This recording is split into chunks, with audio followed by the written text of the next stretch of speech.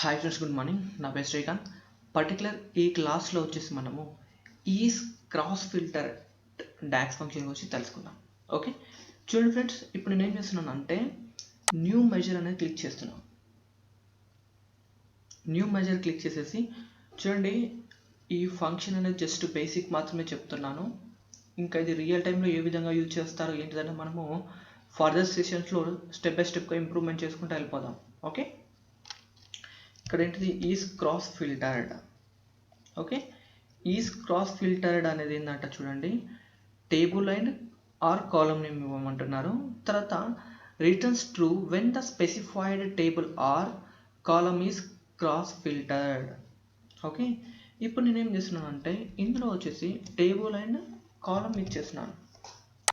Okay, table and column ఇచ్చేసిన తర్వాత ఇప్పుడు నేను ఒక కార్డ్ అనే విజువలైజేషన్ సెలెక్ట్ చేసుకొని ఇందులో మెజర్ అనేది వేయగానే చూడండి మొత్తం ఫాల్స్గా డిస్ప్లే చేసినది.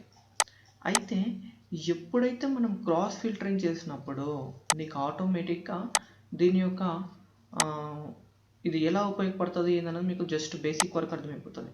చూడండి, ఇప్పుడు నాకు ఇక్కడ డిఫరెంట్ టైప్స్ ఆఫ్ కంట్రీస్ అనేవి ఉన్నాయి కదా. ఇప్పుడు ఇది ఒక్కదాన్ని నేను క్రాస్ ఫిల్టరింగ్ చేయాలనుకున్నప్పుడు ఇది క్లిక్ చేసేస్తే సరిపోతుంది. చూడండి, ట్రూ, మళ్ళీ అదర్వైజ్ ఫాల్స్, మళ్ళీ పక్కన క్లిక్ చేసేస్తే ఫాల్స్.